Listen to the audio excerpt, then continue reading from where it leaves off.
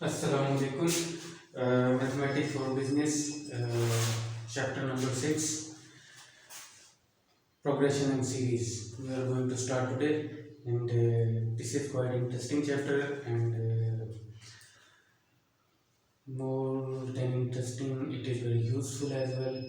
और सबसे अहम बात ये है कि इस चैप्टर के लिए कोई प्रीरेक्विजिट रिक्वायर नहीं है, यानी ये चैप्टर एक 7th क्लास का बच्चा भी इजीली समझ सकता है। लेकिन हमारे लिए असल में ये एक फाउंडेशन का काम करेगा। जब हम आगे अपनी ग्रोथ, इंटरेस्ट रेट या इंटरेस्ट थ्योरी को डिस्कस करेंगे या फाइनेंशियल मैथमेटिक्स पढ़ेंगे, तो उसमें ये एक फर्स्ट लेटर का काम करेगा। तो हम आपको प्रोग्रेशंस एंड सीरीज के बारे में बताएंगे। प्रोग्रेशंस क्या होती है?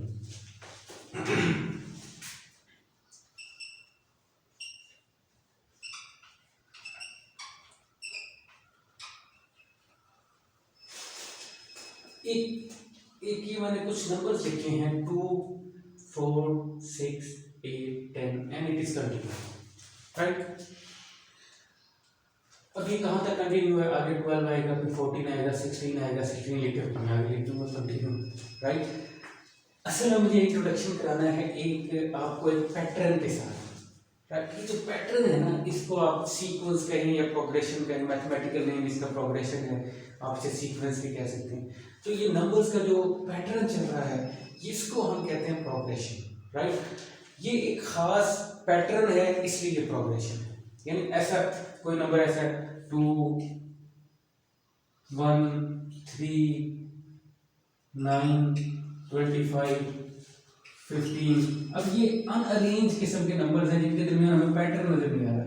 यहाँ पर भी एक पैटर्न है कि 2, 4, 6 मीन्स या तो आप कहते हैं ये सारे इवन नंबर्स का पैटर्न है, या ये कहते हैं कि एक ऐसा पैटर्न है जिसमें हर पिछले नंबर में 2 जमा करें तो अगला नंबर आ जाता है, राइट। 2 जमा करें तो अगला नंबर आ जाता है, ओके। इसी तरह से पैटर्न ये कोई अरेंज नहीं है, इसलिए पैटर्न नहीं है। पैटर्न नहीं है इसलिए प्रोग्रेशन नहीं है। ये प्रोग्रेशन नहीं है इसलिए हमारे कोई इतने ज्यादा काम की चीज नहीं है, राइट। यहाँ पर एक पैटर्न है, राइट। मिसाल के तौर पर मैं यहाँ पर लिखता हूँ एक और पैटर्न,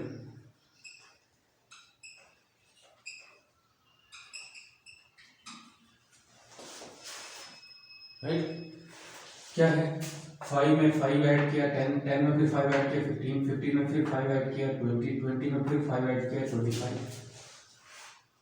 5 के डिस्टेंस या डिफरेंस पर पैटर्न चल रहा है। इट इज कॉल्ड प्रोग्रेशन या सीक्वेंस, ठीक है।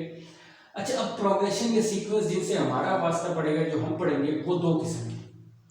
एक अरिथमेटिक प्रोग्रेशन या अरिथमेटिक सीक्वेंस, दूसरा ज्योमेट्रिक प्रोग्रेशन या ज्योमेट्रिक सीक्वेंस।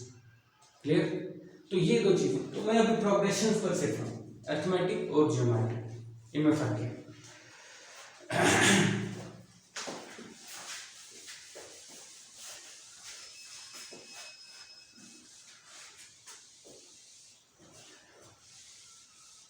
मैंने एक ये प्रोग्रेशन रहने दिए और पहले वाला मैंने इरेज कर दिए ताकि आपका फोकस है।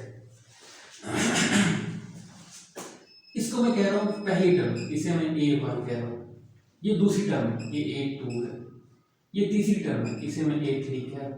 ये चौथी टर्म है, ये A4, A5 और इसी तरह चलती चली जाएगी यहाँ तक कि इसकी कोई भी एक जनरल टर्म, लास्ट टर्म तो मैं नहीं कह सकता क्योंकि इसमें कभी खत्म नहीं होना। जनरल टर्म क्या होगी कि वो a plus n minus 1d, ये मैंने लिख दिया। ये क्या है मैं बता देता हूँ, राइट। ये वैसे मैंने जनरल टर्म लिखी। अच्छा, अब ये पहली टर्म है, पहली टर्म 5 है, इसे मैं कह रहा हूँ a1 इज इक्वल टू 5। दूसरी टर्म है, दूसरी टर्म a2 10 है।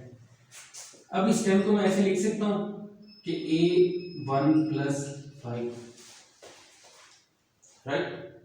इसी को मैं ऐसे भी लिख सकता हूं a1 प्लस डी, वेयर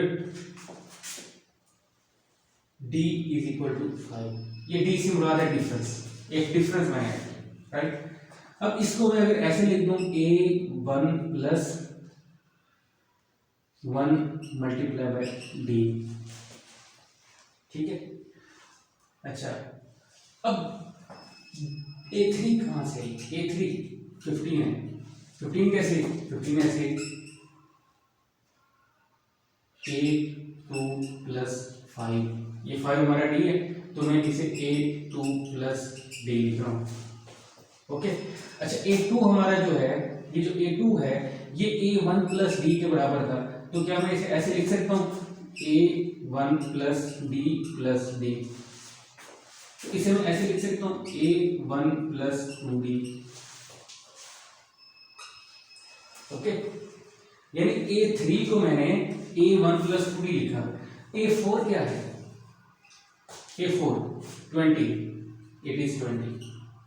ये जो 20 है इसको मैं 15 प्लस 5 लिख सकता हूँ, अगर लिख सकता हूँ तो 15 हमारा A3 था, तो A3 प्लस D, 5 हमारा डी भी है, तो A3 प्लस डी को मैं इस तरह से लिख सकता हूँ A1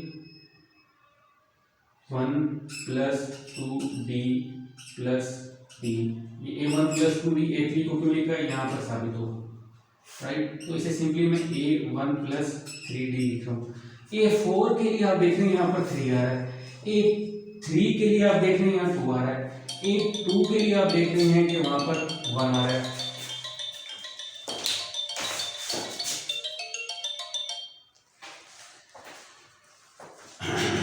राइट।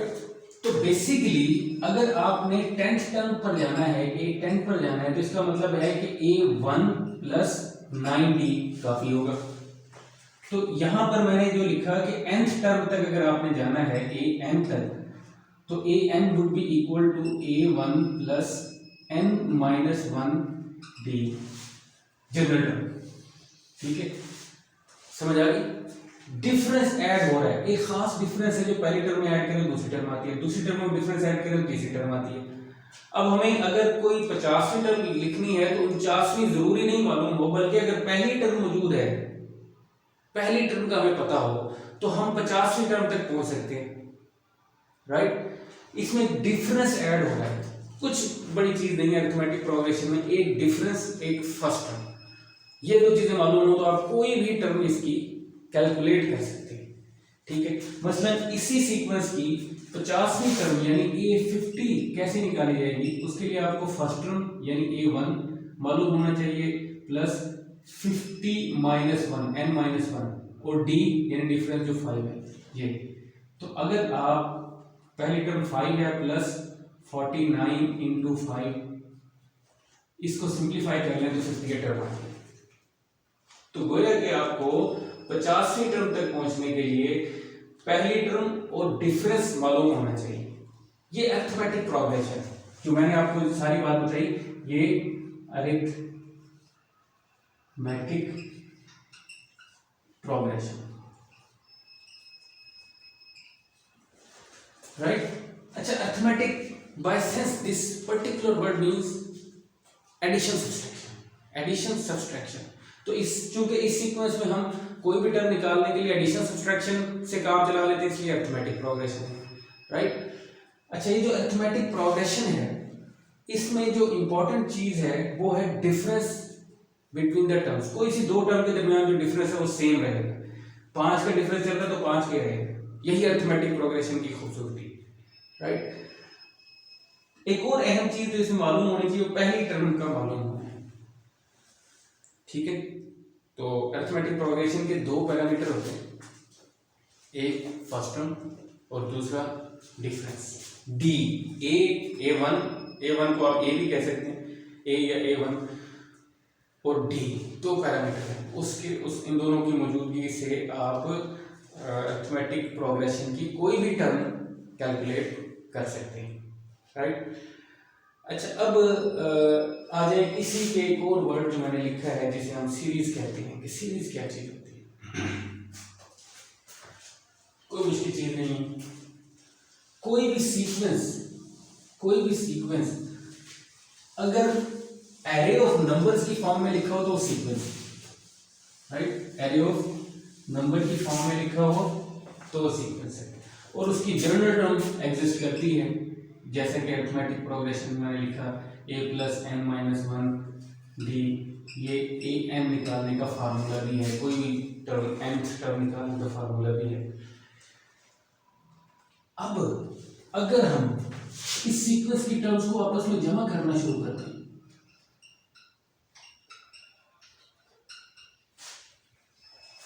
राइट, ये n तक ये सारी टर्म जमा हो जाए, तो इस चीज को, ये जो प्लस हो रही है तमाम टर्म, इसे हम कहते हैं सीरीज। इसे क्या कहते हैं? सीरीज। ये सीक्वेंस या प्रोग्रेशन, ये सीरीज, राइट। अब असल अरिथमेटिक सीरीज के केस में ये होता है कि हम ये जानने में इंटरेस्टेड होते हैं कि इसकी पहली 10 टर्म्स का सम क्या होगा या पहली 3 टर्म्स का सम क्या होगा। एक तो तरीका ये है कि 3 टर्म्स का सम निकालना है, 5 + 10 15, 15 + 15 30, तो ये 3 टर्म्स का सम 30 है। अगर हमने 3 से ज्यादा 50 टर्म्स का सम निकालना है तो क्या, कुछ ना कुछ करना पड़ेगा, कोई ना कोई फार्मूला डिवाइस करना पड़ेगा, राइट, कोई ना कोई फार्मूला डिवाइस करना पड़ेगा। तो इसको प्रूव भी कर सकते हैं आप, डिवाइस भी कर सकते हैं, सारा कुछ, लेकिन जो फार्मूला बनेगा ना वो ये है, sum of the series up to n term would be equal to, in case of arithmetic series,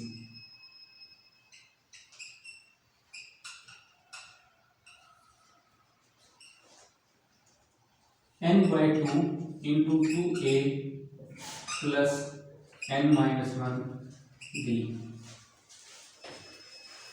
right. अगर 3 टर्मों का सम निकालना है तो आपको क्या क्या, कोई nth टर्म तक का आपने सम निकालना है, क्या मालूम होना चाहिए? n, a और d। अब इस केस में अगर a यानी फर्स्ट टर्म हमारी 5 है, d ये भी 5 है,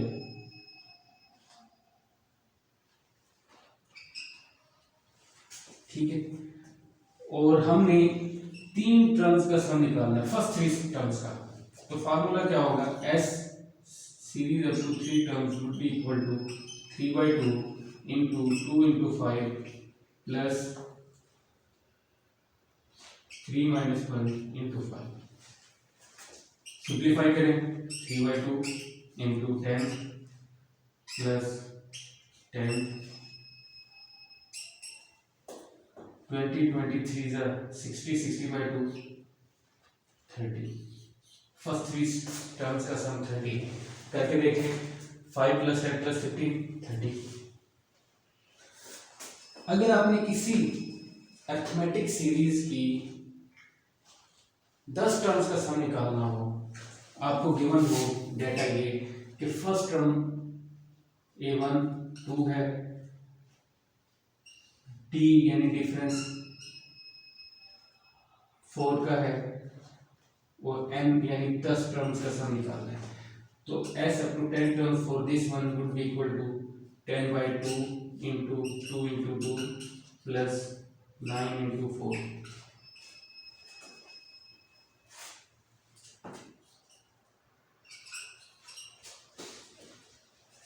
9 4 is 36, 36 plus 4 40, 40 multiplied by 10 400, 400/2 200, सम आएगा 10 टर्म्स का 200।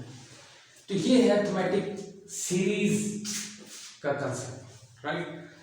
अच्छा, अब आई होप के आप सीक्वेंस और सीरीज में फर्क समझ गए। आई होप दैट कि आप किसी भी सीक्वेंस की जनरल टर्म का फार्मूला जान चुके हैं, किसी भी सीक्वेंस की कोई भी टर्म कैलकुलेट कर सकते हैं अरिथमेटिक सीरीज की, अरिथमेटिक सीक्वेंस की। फिर आपने अरिथमेटिक सीरीज देखी, अरिथमेटिक सीरीज में सबसे इंपॉर्टेंट चीज सीरीज का सम कैलकुलेट करना है, उसका फार्मूला आप जान चुके हैं। और अब अरिथमेटिक सीरीज में कोई भी सम टू द nth टर्म आप कैलकुलेट कर सकते हैं, राइट। अब एक और प्रोग्रेशन और एक और सीरीज से मैंने आपको इंट्रोड्यूस कराना है। ये था अरिथमेटिक प्रोग्रेशन और ये था अरिथमेटिक सीरीज। अब जो नेक्स्ट टॉपिक हमारा है इसी चैप्टर का वो है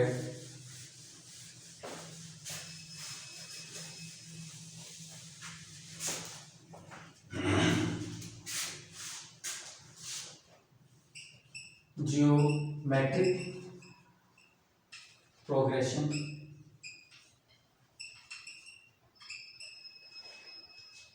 ज्योमेट्रिक प्रोग्रेशन क्या होता है? वहां पर अरिथमेटिक प्रोग्रेशन में प्लस या माइनस हो सकता है, यानी कोई भी पैटर्न चलेगा डिफरेंस पर चलेगा, यानी डिफरेंस ऐड होगा या डिफरेंस सब्सट्रैक्ट होगा। डिफरेंस नेगेटिव हो तो ऑटोमेटिकली सब्सट्रैक्ट होगा, राइट। और ज्योमेट्रिक प्रोग्रेशन में इस तरह से होगा, एक मैं एग्जांपल लिख रहा हूं।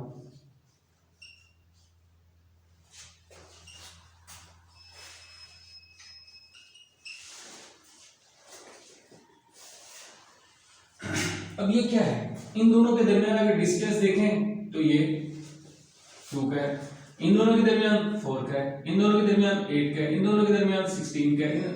डिफरेंस चेंज हो रहा है, तो इसका मतलब है डिफरेंस जब चेंज हो रहा है तो ये अरिथमेटिक तो नहीं है, ये अरिथमेटिक प्रोग्रेशन नहीं है। तो क्या है? मुमकिन है कि ज्योमेट्रिक प्रोग्रेशन। भाई ये ज्योमेट्रिक प्रोग्रेशन क्या है और कैसे पता लगेगा कि ये ज्योमेट्रिक प्रोग्रेशन? जैसे वहां पर होता था ना डी, यहां पर एक और चीज होती है उसे कहते हैं आर, वो था डी। अरिथमेटिक प्रोग्रेशन केस में था D, D stands for difference.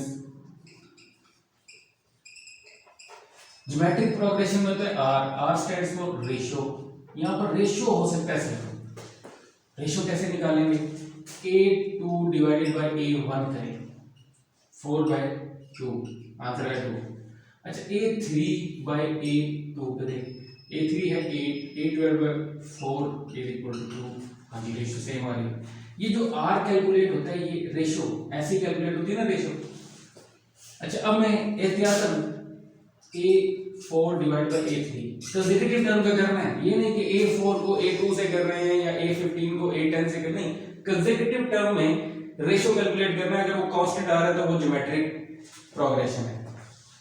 a4 16, a3 8, 2। हाँ जी, वाकई रेशियो कांस्टेंट आ रहा है। इसका मतलब है कि हर नेक्स्ट टर्म पिछली टर्म को 2 से मल्टीप्लाई करने से आ रही है। 2 को 2 से मल्टीप्लाई किया 4, 4 को 2 से मल्टीप्लाई किया 8, 8 को 2 से मल्टीप्लाई किया 16, 16 को 2 से मल्टीप्लाई किया 32, 32 को 2 से मल्टीप्लाई किया 64। एक कांस्टेंट रेशियो है, एक कांस्टेंट रेशियो है जो आपको अगली टर्म तक लेकर आ रही है, राइट। अच्छा अब बेसिकली इसकी अगर आप जनरल टर्म कैलकुलेट करना चाहें an ज्योमेट्रिक केस में, ज्योमेट्रिक प्रोग्रेशन केस में, तो वो होगा a1 multiply by ratio raise to power n-1। ठीक है, जनरल टर्म। इस केस में हम देखते हैं फिफ्थ टर्म कैसे निकालेंगे। Fifth term is equal to a आपकी 2 है, मल्टीप्लाई बाय रेशियो भी आपकी 2 है, रेज टू पावर 5-1, 5-1 यानी 4। इसको मैं इरेज करके 4 भी लिखता हूँ, ठीक है। 2 की पावर 4 कितना होता है? 16। 16 मल्टीप्लाई बाय 2 कितना होता है? 32। ओके 32। क्या फिफ्थ टर्म 32 है? 1 2 3 4 5, yes, right. Second term a2, a1 हमारी 2 है, रेशियो भी 2 है, 2 raise to power 1 that is equal to 4, a2 4 है। तो ये जनरल टर्म निकालने के तरीके। इस फार्मूले के तहत आप गिवन ज्योमेट्रिक प्रोग्रेशन की कोई भी टर्म निकाल सकते हैं, राइट। आपको दो बातों का पता होना चाहिए, एक फर्स्ट टर्म क्या है a1 यानी a, और दूसरा रेशियो, कांस्टेंट रेशियो क्या है यानी r। अब जो टर्म निकालनी होगी, 15वीं टर्म निकालनी है तो n15 है, 15 यहां पर लिखेंगे और 15 में से 1 माइनस करके यहां पर लिखेंगे। आप ज्योमेट्रिक टर्म की गिवन ज्योमेट्रिक प्रोग्रेशन की गिवन टर्म कैलकुलेट कर लेंगे। अच्छा, अब हो गया जी ज्योमेट्रिक प्रोग्रेशन। डिफरेंट प्रोग्रेशंस आपके बुक में जब आपकी नज़र से गुजरेंगे तो आप इंशाल्लाह इस पर रीड कर देंगे। हम नेक्स्ट टॉपिक की तरफ चलते हैं, that is geometric series.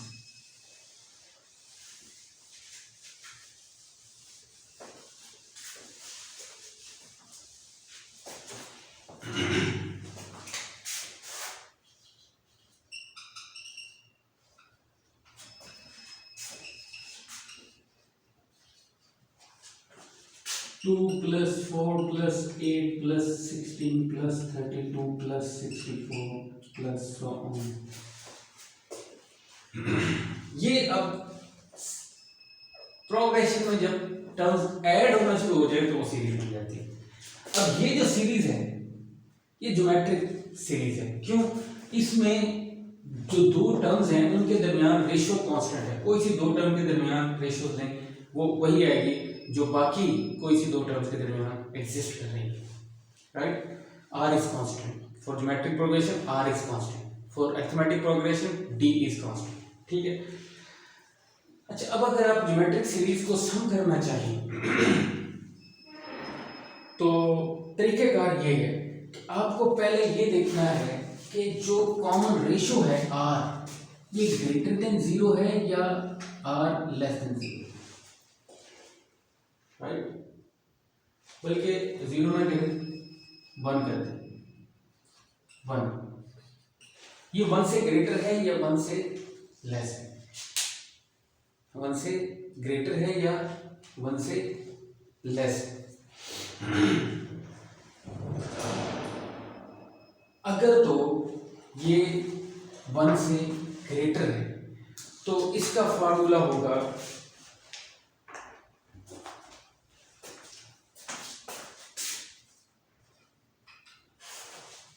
Marker change करना पड़ेगा।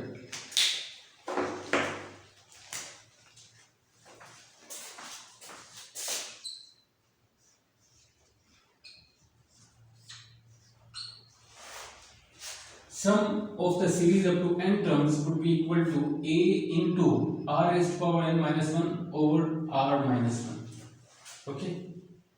और अगर ये 1 से लेस है, 1 से लेस है तो इसका फार्मूला होगा a into 1 minus r raised to power n over 1 minus r for this one, for this one. ये दो फार्मूला आपको याद रखने पड़ेंगे to calculate the sum of the geometric series up to n terms, right. अब अगर हम इस केस में देखें तो यहाँ पर जो आपका r है वो 1 से ग्रेटर है। अगर ये 1 से ग्रेटर है तो ये वाला केस है। अब मैं इसमें फर्स्ट 4 टर्म्स की का सम लेना चाह रहा हूँ। s up to 4 terms would be equal to a हमारे पास 2 है, r भी 2 है, 2 की power 3 minus 1 over 2 minus 1।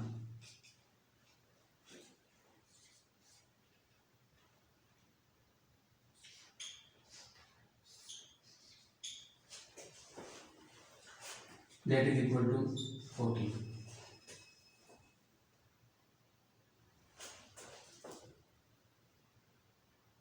sorry, it is equal to 4।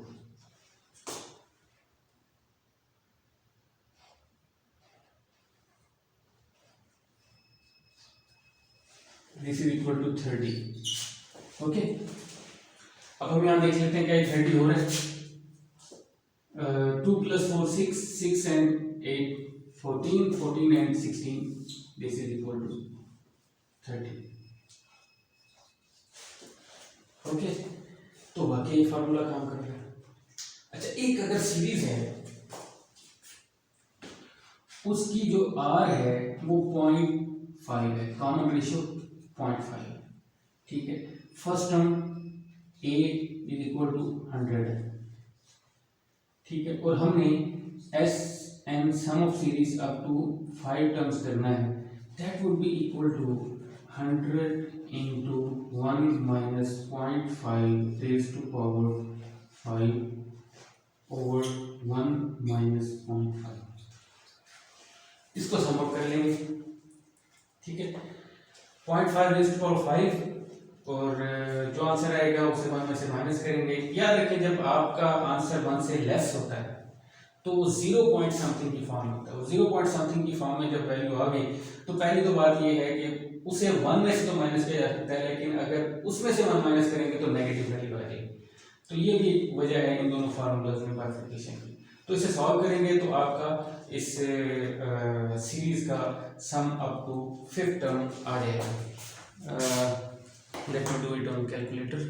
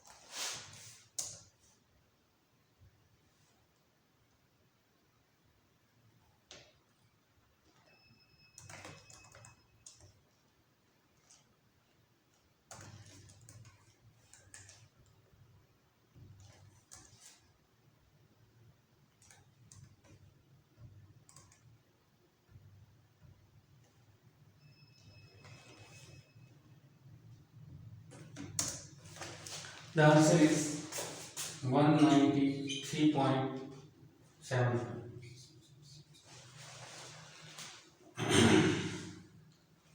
Light has been gone, so this is all for today, and we will upload the second part of the lecture where we will discuss further applications.